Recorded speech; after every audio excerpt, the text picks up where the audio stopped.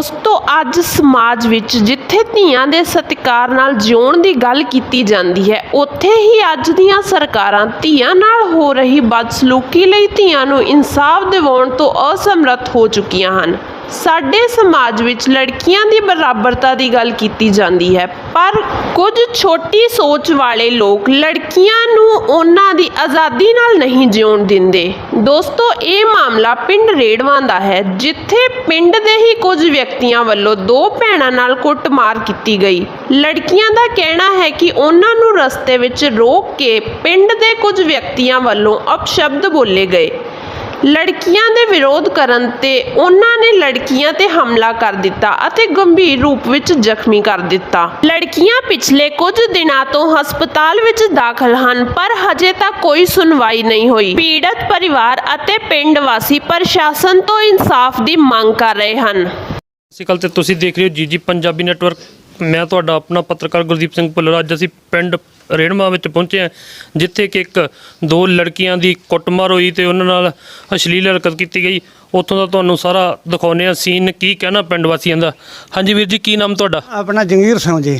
ਅੱਛਾ ਜੀ, ਇਹ ਕੀ ਘਟਨਾਕ੍ਰਮ ਹੋਇਆ ਜੀ? ਇਹ ਕਰਮ ਇਸ ਤਰ੍ਹਾਂ ਹੋਏ ਵੀ ਜਿਹੜੇ ਕੁੜੀਆਂ ਨੇ ਇਹ ਆਪਦੇ ਪੱਠੇ ਵੱਢਣ ਕਿੰਨੇ ਨੇ ਤੇ ਪੱਠੇ ਚੱਕਣ ਕਿੰਨੇ ਨੇ। ਮਾਂ ਪਹਿਲਾਂ ਗਈ ਚਲੀਏ ਤੇ ਮਗਰ ਪੱਠੇ ਚੱਕਣ ਕਿੰਨੇ ਨੇ ਤੇ ਇਹਨਾਂ ਨੂੰ ਕੁੜੀਆਂ ਨੂੰ ਉੱਥੇ ਇਹਨਾਂ ਨੇ ਮਤਲਬ ਵੀ ਚੰਗਾ ਬੰਦਾ ਬੋਲਿਆ ਤੇ ਉਹ ਇਹਨਾਂ ਕੁੱਟ ਮਾਰ ਕਰ ਦਿੱਤੀ, ਸੱਟਾਂ ਲਾ ਦਿੱਤੀਆਂ ਨੇ। ਇਹ ਬੇਹੋਸ਼ ਹੋ ਗਏ ਨੇ। ਇਹਨਾਂ ਦੋ ਕੁੜੀਆਂ ਨੂੰ ਅੰਦਰ ਛੇਕਣ ਦੀ ਕੋਸ਼ਿਸ਼ ਕੀਤੀ ਨੇ ਤੇ ਉਹ ਕੁੜੀਆਂ ਰੋਲਾ ਪਾਇਆ, ਪਰ ਇਹਨਾਂ ਦੀ ਕਿਸੇ ਹੁਣੀ ਨਹੀਂ, ਨੇੜੇ ਹੈ ਹੀ ਕੋਈ ਨਹੀਂ।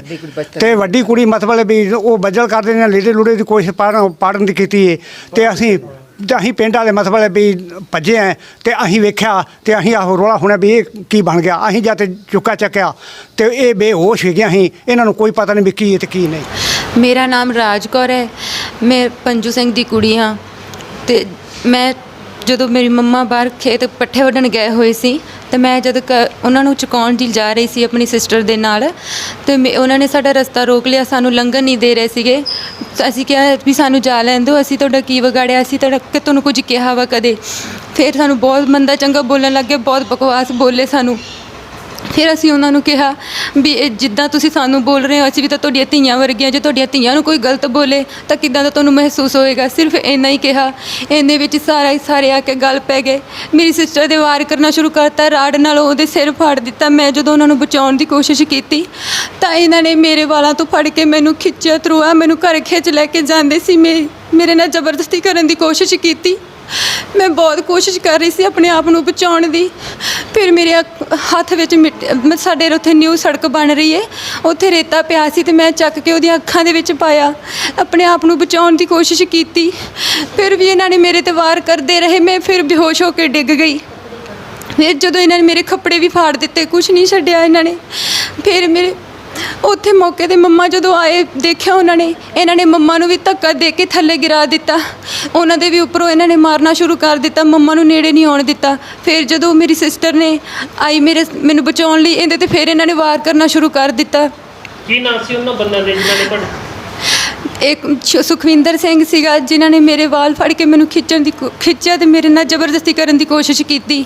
ਤੇ ਸੁਖਦੇਵ ਸਿੰਘ ਨੇ ਮੇਰੀ ਮੰਮੀ ਨੂੰ ਧੱਕਾ ਮਾਰ ਕੇ ਉਹਨਾਂ ਦਾ ਬਹੁਤ ਬੁਰਾ ਹਾਲ ਕੀਤਾ, ਉਹਨਾਂ ਨੂੰ ਵੀ ਮਾਰਨ ਦੀ ਕੋਸ਼ਿਸ਼ ਕੀਤੀ। ਤੇ ਮੇਰੀ ਸਿਸਟਰ ਦੇ ਵੀ ਰਾੜ ਸੁਖਵਿੰਦਰ ਸਿੰਘ ਨੇ ਮਾਰੀ ਤੇ ਸੁਖਦੇਵ ਸਿੰਘ ਵੀ ਵਿੱਚ ਸ਼ਾਮਲ ਸੀ, ਤੇ ਉਹਨਾਂ ਦੇ ਪਿਤਾ ਮੱਖਣ ਸਿੰਘ ਵੀ। ਤੇ ਉਹਨਾਂ ਦੀ ਪਤਨੀ ਜਿਹੜੀ ਰਾਜ ਕੌਰ ਸੀ, ਉਹ ਇਹਨਾਂ ਨੂੰ ਹੱਲਾਸ਼ੇਰੀਆਂ ਦਿੰਦੀ ਸੀਗੀ ਵੀ ਪਕੜ ਲਓ ਇਹਨਾਂ ਨੂੰ, ਘਰੇ ਖਿੱਚ ਲਓ ਇਹਨਾਂ ਨੂੰ, ਛੱਡਿਓ ਨਾ ਅੱਜ। ਫਿਰ ਅਸੀਂ ਇਕੱਲੀਆਂ ਸੀਗੀਆਂ। ਸਾਨੂੰ ਇਹਨਾਂ ਨੇ ਬਹੁਤ ਕੋਸ਼ਿਸ਼ ਕਰੀ, ਸਾਡੇ ਨਾਲ ਬਹੁਤ ਧੱਕਾ ਕਰਿਆ ਇਹਨਾਂ ਨੇ ਸਾਡੇ ਨਾਲ। ਫਿਰ ਮੈਂ ਬੇਹੋਸ਼ ਹੋ ਕੇ ਡਿੱਗ ਗਈ ਸੀ ਉੱਥੇ। ਫਿਰ ਉਹਨੀ ਦਿਨ ਨੂੰ ਕੁਝ ਸਾਡੇ ਗੁਆਂਢੀ ਸੀਗੇ, ਉਹਨਾਂ ਨੇ ਦੇਖਿਆ, ਉਹਨਾਂ ਨੇ ਸਾਨੂੰ ਚੱਕਿਆ ਤੇ ਮੈਨੂੰ ਘਰ ਲੈ ਕੇ ਗਏ ਸੀਗੇ। ਬਾਕੀ ਇਹਨਾਂ ਦਾ ਬਾਕੀ ਪਰਿਵਾਰ ਵੀ ਸੀ, ਉਹਨਾਂ ਨੇ ਵੀ ਬਹੁਤ ਮਾਰਿਆ ਮੈਨੂੰ। ਕੁਝ ਪਤਾ ਹੀ ਨਹੀਂ ਚੱਲ ਰਿਹਾ ਸੀ ਉਸ ਟਾਈਮ। ਮੇਰੇ ਤਾਂ ਹਾਲਤ ਇੰਨੀ ਖਰਾਬ ਹੋ ਰਹੀ ਸੀ ਕਿ ਮੈਨੂੰ ਪਤਾ ਹੀ ਨਹੀਂ ਚੱਲ ਰਿਹਾ ਸੀ। ਸਭ ਨੇ ਹੀ ਹਮਲਾ ਕੀਤਾ, ਕਿਸੇ ਨੇ ਨਹੀਂ ਬਖਸ਼ਿਆ ਸੀ। ਤੇ ਮੋਗੇ ਸਿਵਲ ਹਸਪਤਾਲ ਤੋਂ ਤੁਹਾਨੂੰ ਕੌਣ ਲੈ ਕੇ ਆਇਆ ਜਿੱਥੇ ਤੁਸੀਂ ਇਲਾਜ ਲਈ? ਇੱਥੇ ਅਸੀਂ ਖੁਦ ਆਈਆਂ ਸੀ ਐਂਬੂਲੈਂਸ 'ਤੇ। ਅੱਛਾ ਜੀ। ਤਿੰਨੋਂ ਮਾਵਾਂ ਧੀਆਂ ਸੀਗੀਆਂ, ਤਿੰਨੋਂ ਹੀ ਆਈਆਂ ਸੀਗੀਆਂ। ਠੀਕ ਹੈ। ਤੇ ਘਰ ਸਾਡੇ ਉਸ ਟਾਈਮ ਕੋਈ ਨਹੀਂ ਸੀਗਾ, ਬ੍ਰਦਰ ਵੀ ਨਹੀਂ ਨਾਲ। ਪ੍ਰਸ਼ਾਸਨ ਤੋਂ ਤੁਹਾਡੀ ਕੋਈ ਸੁਣਵਾਈ ਹੋਈ ਹੈ? ਨਹੀਂ ਹੋ ਰਹੀ, ਬਿਲਕੁਲ ਵੀ ਨਹੀਂ ਹੋ ਰਹੀ ਹੈ, ਕੋਈ ਸਾਡੀ ਨਹੀਂ ਸੁਣ ਰਿਹਾ। ਅੱਜ ਸਾਨੂੰ 2 ਤਰੀਕ ਦੇ ਅਸੀਂ ਆਏ ਹੋਏ ਹਾਂ, ਸਾਨੂੰ ਅੱਜ 4-5 ਦਿਨ ਹੋ ਗਏ, ਕੋਈ ਸਾਡੀ ਸੁਣਵਾਈ ਨਹੀਂ ਹੋ ਰਹੀ ਹੈ, ਕੋਈ ਨਹੀਂ ਸੁਣ ਰਿਹਾ ਸਾਡੇ ਬਿਆਨ। ਬਿਲਕੁਲ ਨਹੀਂ ਸਾਡੇ ਸਹੀ ਬਿਆਨ ਲਏ ਜਾ ਰਹੇ, ਨਾ ਹੀ ਸੁਣੀ ਜਾ ਰਹੀ ਹੈ। ਵੀ ਅਸੀਂ ਕੋਸ਼ਿਸ਼ ਕਰਦੇ ਹਾਂ, ਵੀ ਇਹੀ ਕਹਿੰਦੇ ਆ ਤੁਸੀਂ ਰਾਜ਼ੀਨਾਮਾ ਕਰੋ, ਬਿਲਕੁਲ ਨਹੀਂ ਸੁਣ ਰਹੇ ਸਾਡੀ।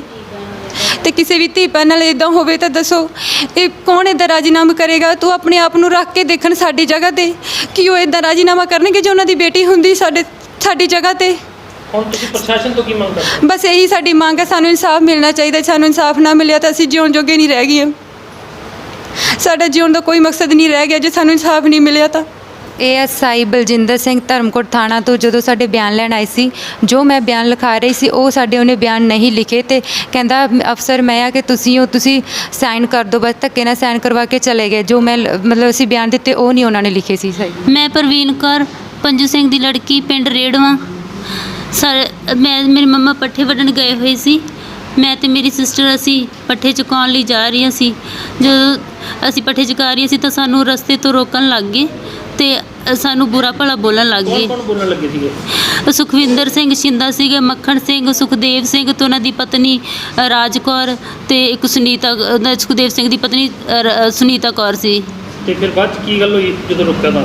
ਜਦੋਂ ਉਹ ਸਾਨੂੰ ਰੋਕਣ ਲੱਗੇ ਤਾਂ ਫਿਰ ਜਦੋਂ ਮਾੜਾ ਚੰਗਾ ਬੋਲਣ ਲੱਗੇ ਤਾਂ ਉਹ ਸਾਨੂੰ ਧੀਆਂ ਦੀ ਜਦੋਂ ਉਹਨਾਂ ਨੇ ਗਾਲਾਂ ਇੱਦਾਂ ਬੋਲੀਆਂ ਤਾਂ ਅਸੀਂ ਕਿਹਾ ਵੀ ਜੇ ਇਹੀ ਗੱਲ ਅਸੀਂ ਤੁਹਾਡੀ ਧੀ ਭੈਣ ਨੂੰ ਬੋਲੀਏ ਤਾਂ ਇੱਥੋਂ ਉਹਨਾਂ ਨੇ ਗੁੱਸੇ ਵਿੱਚ ਆ ਕੇ ਸੁਖਵਿੰਦਰ ਸਿੰਘ ਸ਼ਿੰਦੇ ਨੇ ਮੇਰੇ ਸਿਰ 'ਚ ਰਾੜ ਨਾਲ 2 ਵਾਰ ਵਾਰ ਕੀਤਾ। ਬਈ ਤਾਂ ਮੰਮਾ ਵੀ ਉਦੋਂ ਬਾਅਦ ਚੀਕਾਂ ਦੀ ਆਵਾਜ਼ ਸੁਣ ਕੇ ਆਏ ਤਾਂ ਉਹਨਾਂ ਨੇ ਸੁਖਦੇਵ ਸਿੰਘ ਨੇ ਉਹ ਸੜਕ ਉੱਚੀ ਸੀਗੀ ਤਾਂ ਉੱਥੋਂ ਧੱਕਾ ਦੇ ਕੇ ਮੇਰੀ ਮੰਮੀ ਨੂੰ ਥੱਲੇ ਡੇਗ ਦਿੱਤਾ ਜੀ। ਤੇ ਫਿਰ ਹੁਣ ਤੁਸੀਂ ਪ੍ਰਸ਼ਾਸਨ ਤੋਂ ਕੀ ਮੰਗ ਕਰਦੇ ਹੋ? ਪ੍ਰਸ਼ਾਸਨ ਤੋਂ ਅਸੀਂ ਇਹੀ ਮੰਗ ਕਰਦੇ ਹਾਂ ਕਿ ਅਸੀਂ 2 ਤਰੀਕ ਦੇ ਇੱਥੇ ਹਸਪੀਟਲ ਐਡਮਿਟ ਹਾਂ, ਸਾਡੀ ਕੋਈ ਸੁਣਵਾਈ ਨਹੀਂ ਹੋ ਰਹੀ। ਅਸੀਂ ਕਿਤੇ ਵੀ ਜਾਂਦੇ ਹਾਂ ਪੁਲਿਸ ਥਾਣੇ ਸਾਨੂੰ ਰਾਜੀਨਾਮੇ ਲਈ ਫੋਰਸ ਕਰ ਰਹੇ ਆ, ਧੱਕਾ ਕਰ ਰਹੇ ਸਾਡੇ ਨਾਲ। ਅਸੀਂ ਪ੍ਰਸ਼ਾਸਨ ਤੋਂ ਇਹੀ ਮੰਗ ਕਰਦੇ ਹਾਂ ਕਿ ਸਾਨੂੰ ਇਨਸਾਫ ਦਿੱਤਾ ਜਾਵੇ, ਜਿਹੜੀ ਸੱਚਾਈ ਆ ਉਹਦਾ ਸਾਥ ਦਿੱਤਾ ਜਾਵੇ ਤੇ ਸਾਡੇ ਨਾਲ ਧੱਕਾ ਨਾ ਕੀਤਾ ਜਾਵੇ ਰਾਜੀਨਾਮੇ ਲਈ। ਠੀਕ ਹੈ, ਧੱਕਾ ਕੌਣ ਕਰਦਾ? ਧੱਕਾ ਪੁਲਿਸ ਥਾਣੇ ਵਾਲੇ ਸੀਗੇ, ਉਹਨਾਂ ਨੂੰ ਬੋਲਿਆ ਸੀ ਤਾਂ ਉਹ ਵੀ ਸਾਨੂੰ ਕਹਿ ਰਹੇ ਸੀ ਕਿ ਰਾਜੀਨਾਮਾ ਕਰੋ। ਅੱਛਾ, ਹੋਰ ਕੌਣ ਕਹਿੰਦਾ ਰਾਜੀਨਾਮਾ ਕਰਨਾ? ਇੱਕ ਨੰਬਰਦਾਰ ਵੀ ਆਇਆ ਸੀ ਪਿੰਡ 'ਚੋਂ, ਉਹ ਵੀ ਸਾਨੂੰ ਕਹਿ ਰਹੇ ਸੀ ਕਿ ਰਾਜੀਨਾਮਾ ਕਰੋ। ਅੱਛਾ, ਹੋਰ ਵੀ ਆਏ ਸੀਗੇ, ਕਾਫੀ ਸੀਗੇ ਜਿਹੜੇ ਕਹਿੰਦੇ ਸੀ ਵੀ ਰਾਜੀਨਾਮਾ ਕਰਨ ਲਈ ਬੋਲ ਰਹੇ ਸੀਗੇ। ਕਿ ਪੈਨਲ ਇਦਾਂ ਹੋਏਗਾ ਤਾਂ ਸਾਨੂੰ ਇਨਸਾਫ ਨਹੀਂ ਮਿਲੇਗਾ ਤਾਂ ਫਿਰ ਕੋਈ ਉਹਦਾ ਮਤਲਬ ਨਹੀਂ ਹੈ ਜੀਣ ਦਾ। ਸਾਡੀ ਜਾਨ ਨੂੰ ਵੀ ਖਤਰਾ ਹੈ ਇਸ ਤਰ੍ਹਾਂ ਦਾ। ਉਹ ਕੱਲ੍ਹ ਨੂੰ ਸਾਡੇ ਨਾਲ ਕੋਈ ਵੀ ਵਾਰਦਾਤ ਕਰ ਸਕਦੇ। ਜੇ ਸਾਡੀ ਕੁੜੀਆਂ ਦੀ ਸੁਣਵਾਈ ਨਾ ਹੋਈ ਤਾਂ ਕੱਲ੍ਹ ਨੂੰ ਉਹ ਤਾਂ ਸਾਡੇ ਕਿਸੇ ਜੇ ਪਰਿਵਾਰ 'ਚੋਂ ਕਿਸੇ ਮੈਂਬਰ ਮੇਲ ਨਾਲ ਵੀ ਕੋਈ ਕਰਦੇ ਆ ਵਾਰਦਾਤ ਤਾਂ ਫਿਰ ਤਾਂ ਸਾਡੀ ਕੋਈ ਸੁਣਵਾਈ ਹੋ ਹੀ ਨਹੀਂ ਸਕਦੀ ਜੇ ਸਾਡੀ ਕੁੜੀਆਂ ਨਾਲ ਇੰਨਾ ਧੱਕਾ ਹੋ ਚੁੱਕਿਆ। ASI ਬਲਜਿੰਦਰ ਸਿੰਘ ਧਰਮਕੋਟ ਤੋਂ ਸਾਡੇ ਬਿਆਨ ਲਿਖਣ ਆਏ ਸੀ 3 ਤਰੀਕ ਨੂੰ ਤੇ ਸਾਨੂੰ ਜਦੋਂ ਬਿਆਨ ਲਿਖਣ ਲੱਗੇ ਤਾਂ ਸਾਨੂੰ ਕਹਿੰਦੇ ਕਿ ਚਲ ਤੁਸੀਂ ਬੋਲੀ ਜੋ, ਮੈਂ ਬਿਆਨ ਲਿਖਦਾ ਹਾਂ। ਤਾਂ ਉਹਨਾਂ ਨੇ ਜਦੋਂ ਬਿਆਨ ਲਿਖ ਲਏ ਤਾਂ ਕਹਿੰਦੇ ਕਿ ਸਾਈਨ ਕਰ ਦਿਓ। ਤੇ ਜਦੋਂ ਅਸੀਂ ਪੜ੍ਹਨ ਲੱਗੇ ਤਾਂ ਇਹ ਸਾਨੂੰ ਕਹਿੰਦੇ ਕਿ ਕੋਈ ਨਾ ਵੀ ਮੈਨੂੰ ਥੋੜ੍ਹੀ ਜਲਦੀ ਹੈ ਤਾਂ ਤੁਸੀਂ ਫੋਟੋ ਖਿੱਚ ਲਓ, ਤੁਸੀਂ ਬਿਆਨ ਬਾਅਦ 'ਚ ਪੜ੍ਹ ਲਿਓ। ਤੇ ਜਦੋਂ ਉਹ ਮੈਂ ਬਿਆਨ ਜਦੋਂ ਬਾਅਦ ਵਿੱਚ ਪੜ੍ਹੇ ਤਾਂ ਜਿਹੜੇ ਅਸੀਂ ਬਿਆਨ ਲਿਖਾਏ ਸੀ ਉਹਦੇ ਵਿੱਚ ਹੈ ਹੀ ਨਹੀਂ ਸੀ ਕੁਛ। ਜਿਹੜੇ ਮੇਨ ਸਾਡੇ ਬਿਆਨ ਸੀਗੇ ਉਹਨਾਂ ਵਿੱਚ ਐਡ ਹੀ ਨਹੀਂ ਕੀਤੇ ਸੀਗੇ। ਤੇ ਬਾਅਦ 'ਚ ਵੀ ਮੈਂ ਉਹਨਾਂ ਨੂੰ ਕਾਲ ਕਰਕੇ ਕਿਹਾ ਸੀ ਕਿ ਵੀ ਇੱਦਾਂ ਕਰਕੇ ਸਾਡੇ ਬਿਆਨ ਐਡ ਕਰਕੇ ਤੇ ਮੈਨੂੰ ਫੋਟੋ ਪਾ ਕੇ ਭੇਜ ਦਿਓ। ਤੇ ਕਹਿੰਦੇ ਕਿ ਕੋਈ ਨਾ ਭੇਜ ਦੋਗੇ। ਤੇ ਪਰ ਉਹਨਾਂ ਨੇ ਮੈਨੂੰ ਕੋਈ ਫੋਟੋ ਪਾ ਕੇ ਬਿਆਨ ਨਹੀਂ ਭੇਜੇ। ਕਹਿੰਦੇ ਮੈਂ ਤੁਹਾਡੇ ਲਈ ਵਿਹਲਾ ਨਹੀਂ ਹੈਗਾ ਤੇ ਮੈਨੂੰ ਹੋਰ ਕੰਮ ਬਹੁਤ ਆ। ਤਾਂ ਸਾਡੇ ਬਿਆਨ ਨਹੀਂ ਉਦੋਂ ਇਹਨਾਂ ਨੇ ਸਹੀ ਲਿਖੇ ਗਏ।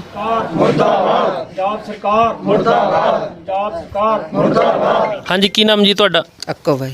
ਹਾਂਜੀ, ਕੀ ਕਹਿਣਾ ਚਾਹੁੰਦੇ ਤੁਸੀਂ ਉਹ ਲੜਕੀਆਂ ਦੇ ਝਗੜੇ 'ਚ? ਅਸੀਂ ਕਹਿਣਾ ਚਾਹੁੰਦੇ ਵੀ ਮੈਂ ਪੱਠੇ ਵੱਢਣ ਗਈ ਸੀ, ਮੰਮੀ ਆ ਮੈਂ ਨੰਦੀ ਲੜਕੀਆਂ ਦੀ ਤੇ ਮੇਰੇ ਮਗਰ ਕੁੜੀਆਂ ਗਈਆਂ ਪੱਠੇ ਚਕਾਉਣ ਵਾਸਤੇ। ਮੈਂ ਪੱਠੇ ਵੱਢਦੀ ਸੀ, ਥੋੜਾ ਜਿਹਾ ਗੋਲਾ ਸੀ, ਮੈਨੂੰ ਪਤਾ ਨਹੀਂ ਲੱਗਾ ਤੇ ਕੁੜੀਆਂ ਦੇ ਜਦੋਂ ਬੋਲਣ ਲੱਗ ਪਈਆਂ ਬਾਹਲੇ ਬੋਲ ਕਰਨ ਲੱਗੀਆਂ ਤੇ ਕੁੜੀਆਂ ਕਹਿੰਦਾ ਨਾ ਬੋਲੋ ਤੇ ਇੱਥੋਂ ਚੱਕਦੇ ਆਏ ਤੇ ਉਹ ਗਲ ਪੈ ਗਏ ਕੁੜੀਆਂ ਦੇ, ਕੁੱਟਮਾਰ ਕਰਨ ਲੱਗ ਗਏ, ਲਿਗੜੇ ਪਾੜ ਤੇ ਵੱਡੀ ਕੁੜੀ ਆਦੇ ਬਚਦੇ ਲਈ। ਫਿਰ ਜਦੋਂ ਉਹਨੇ ਬਾਹਲੇ ਬੇਹੋਸ਼ ਕਰਕੇ ਪਤਾ ਨਹੀਂ ਕਿੱਦਾਂ ਸੁਰਤ ਆਈ, ਉਹਨੇ ਚੱਕਿਆ ਰੇਤਾ ਤੇ ਉਹ ਸੱਟਿਆ ਉਹਦੇ ਮੂੰਹ ਤੇ ਕੁੜੀ ਆਦੀ ਬਚਤ ਕੀਤੀ, ਫਿਰ ਹਟਿਆ।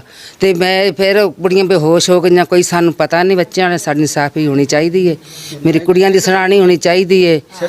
ਤੇ ਥੱਲੇ ਮੈਂ ਜਦੋਂ ਗਈ ਛਡਾਉਣ ਮੈਨੂੰ ਮਾਰਿਆ ਧੱਕਾ ਤੇ ਮੈਨੂੰ ਥੱਲੇ ਸੜਤ 2-3 ਫੁੱਟ ਥਾਂ ਨੀਵੀਂ ਸੀ। ਉੱਥੋਂ ਮੈਨੂੰ ਉਹਨਾਂ ਤੇ ਉੱਠਣ ਗਿਆ, ਮੈਨੂੰ ਡਾਂਗਾ ਮਾਰੇ। ਅਜੇ ਮੇਰੇ ਮੋਢੇ ਆ ਦਰਦ ਕੀਤੀ ਜਾਂਦੇ ਆ, ਅਜੇ ਸੱਤ ਪਹੁੰਚਣ ਕੰਮ ਕੋਈ ਨਹੀਂ ਹੁੰਦਾ। ਮੇਰੇ ਸਾਰੇ ਕੰਮ ਵਿੱਚ ਪਏ ਆ, ਪਸ਼ੂ ਭੁੱਖੇ ਖੜੇ ਆ।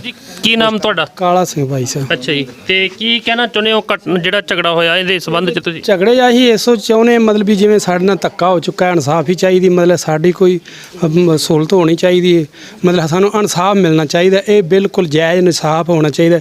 ਇੱਜ਼ਤ ਦੇ ਬੇਅਦਬੀ ਕੀਤੀ ਗਈ, ਧੱਕਾ ਹੋ ਗਿਆ ਸਾਡੇ ਨਾਲ। ਜਿਵੇਂ ਦੋਵੇਂ ਪਾਰਟੀਆਂ ਦਾਖਲ ਨੇ, ਕੁੜੀਆਂ ਦੇ ਵੀ ਸੱਟਾਂ ਨੇ ਤੇ ਉਧਰ ਵੀ ਇੱਕ ਧਿਰ ਦਾਖਲ ਹੈ, ਤੇ ਉਹਦਾ ਕੀ ਹੋਇਆ ਫਿਰ? ਕਿਹਦੇ ਸੱਟ ਲੱਗੀ ਹੈ ਤੇ ਕਿਹਨੇ ਆਪ ਬਣਾਈ ਹੈ? ਮੱਖਣ ਸਿੰਘ ਦੇ ਸੱਟ ਹੈ ਨਹੀਂ ਮੌਕੇ ਤੇ ਵੇਖੋ ਜੀ ਜਦੋਂ ਮਤਲਬ ਲੇਡੀ ਇੱਕ ਗੱਲ ਬੇਟੀਆਂ ਸੱਟਾਂ ਆਦਮੀ ਦੇ ਛੇਤੀ ਨਾਲ ਤਾਂ ਨਹੀਂ ਵੱਜ ਸਕਦੀ ਇਹ ਗੱਲ ਕੋਈ ਸੱਟ ਮੌਕੇ ਤੇ ਹੈ ਹੀ ਨਹੀਂ ਉਹਨਾਂ ਦੇ ਜਿਹੜੀ ਹੁਣ ਮੱਖਣ ਸਿੰਘ ਨੇ ਉੱਥੇ ਪਰਚਾ ਕਟਵਾਇਆ ਸਿਵਲ ਹਸਪਤਾਲ ਕੋਟੀ ਸੇਖਾਂ ਤੇ ਉਹਨੇ ਸੱਟ ਸ਼ੋਅ ਕੀਤੀ, ਉਹ ਸੱਟ ਫਿਰ ਉਹਨੂੰ ਕਿਸ ਤਰ੍ਹਾਂ ਲੱਗੀ? ਇਹ ਇਹਨਾਂ ਦੇ ਆਪਦੇ ਮਤਲਬ ਕੁਦਰਤੀ ਘਰ ਦੇ ਆਪਦੇ ਬਣਾਈ ਗਈ ਜਿਵੇਂ ਮਰਜ਼ੀ ਬਣਾਈ ਗਈ, ਸਾਨੂੰ ਇਹਦਾ ਕੋਈ ਪਤਾ ਨਹੀਂ। ਅੱਛਾ ਹਾਂਜੀ ਵੀਰ ਜੀ, ਕੀ ਨਾਮ ਤੁਹਾਡਾ? ਹਰਮੇਸ਼ ਸਿੰਘ ਹੈ ਜੀ। ਅੱਛਾ ਜੀ, ਇਹ ਜੀ ਲੜਾਈ ਹੋਈ ਤਾਂ ਗੱਲ ਪੈ ਕੁੜੀਆਂ ਦੇ, ਉਹਨਾਂ ਨੇ 60 ਆਪਦੇ ਕੋਲੋਂ ਹੀ ਬਣਾ ਕੇ ਅੱਛਾ ਤੇ ਲੈ ਕੇ ਦਾਖਲ ਹੋ ਗਏ। ਕੁੜੀਆਂ ਦੇ ਬਿਲਕੁਲ ਸੱਟਾਂ ਲੱਗੀਆਂ, ਖਿੱਚਾ ਤੋਈ ਕੀਤੀ, ਲੀੜੇ ਪਾੜੇ, ਜਿੰਨਾ ਕੋ ਜ਼ੋਰ ਉਹਨਾਂ ਕੋਲ ਲੱਗਿਆ ਉਹਨਾਂ ਨੇ ਲਾਇਆ। ਹਾਂਜੀ ਵੀਰ ਜੀ, ਕੀ ਨਾਮ ਤੁਹਾਡਾ? ਪ੍ਰੇਮ ਸਿੰਘ ਜੀ। ਅੱਛਾ ਜੀ, ਜਿਹੜੀ ਇਹ ਘਟਨਾਕ੍ਰਮ ਸਾਰਾ ਹੋਇਆ ਲੜਾਈ ਝਗੜੇ ਦਾ ਕਾਰਨ ਇਹ ਦੱਸੋ ਮਾੜਾ ਜਿਹਾ ਇਹਦੇ ਬਾਰੇ। ਇਹ ਜੀ ਕੁੜੀਆਂ ਨੂੰ ਜਾਇਜ਼ ਉਹਨਾਂ ਸੱਟਾਂ ਲਾਈਆਂ ਅੱਛਾ ਜੀ, ਤੇ ਇਹ ਤਾਂ ਇਨਸਾਫ ਹੋਣਾ ਚਾਹੀਦਾ। ਅੱਛਾ ਜੀ, ਹਾਂਜੀ, ਤੇ ਜਿਹੜੀ ਉਹਨਾਂ ਦੇ ਸੱਟ ਉਹ ਨਾਲ ਦੇ ਕੋਲੋਂ ਹੀ ਬਣਾਈਆਂ ਜੀ। ਹਾਂਜੀ ਠੀਕ ਆ। ਹਾਂਜੀ, ਮੈਂ ਸਾਬਕਾ ਮੈਂਬਰ ਹਾਂ।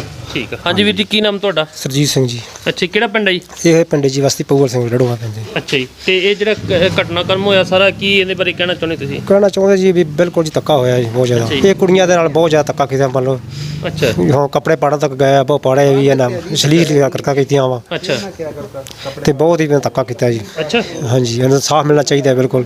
ਠੀਕ ਆ, ਇਹ ਪੰਜਾਬ ਸਰਕਾਰ ਤੋਂ ਮੰਗ ਕਰਦੇ ਕਿ ਇਨਸਾਫ ਮਿਲਣਾ ਚਾਹੀਦਾ। ਠੀਕ ਆ। ਕੀ ਨਾਮ ਤੁਹਾਡਾ? ਪ੍ਰੀਤ ਨੂੰ ਅੱਛਾ, ਕੀ ਗੱਲ ਹੋਈ ਹੈ ਸਾਰੀ? ਗੱਲ ਹੋਈ ਏ ਕੁੜੀਆਂ ਨਾਲ ਧੱਕਾ ਬਹੁਤ ਉਹਨਾਂ ਕੀਤਾ ਏ ਅੱਛਾ ਜੀ। ਤੇ ਉਹਨਾਂ ਆਦੇ ਮੈਨੂੰ ਤਾਂ ਚਾਰਾ ਨਹੀਂ ਛੱਡਾ, ਕੁੜੀਆਂ ਦੇ ਕੱਪੜੇ ਪਾੜ ਦਿੱਤੇ, ਕੁੜੀਆਂ ਦੇ ਉਹਨਾਂ ਮੰਦੀ ਹਾਲਤ ਕੀਤੀ, ਕੁੱਟਮਾਰ ਬਹੁਤ ਕੀਤੀ ਨੇ। ਕਿੰਨੇ ਕੀਤੀ ਹੈ ਕੁੜੀਆਂ ਦੀ? ਆਪਣੇ ਛਿੰਦੇ ਨੇ, ਦੇਪੇ ਨੇ ਅੱਛਾ ਜੀ, ਤੇ ਉਹਨਾਂ ਦੇ ਮੱਖਣ ਨੇ। ਹੁਣ ਤੁਸੀਂ ਪ੍ਰਸ਼ਾਸਨ ਤੋਂ ਕੀ ਮੰਗ ਕਰਦੇ ਹੋ? ਅਸੀਂ ਤਾਂ ਮੰਗ ਹੀ ਕਰਨੇ ਕਿਵੇਂ ਉਹਨਾਂ ਕੀਤੀ, ਉਹਨਾਂ ਸਾਧੂ ਨਾਲ ਹੱਕ ਮਿਲਣਾ ਚਾਹੀਦਾ ਹੈ।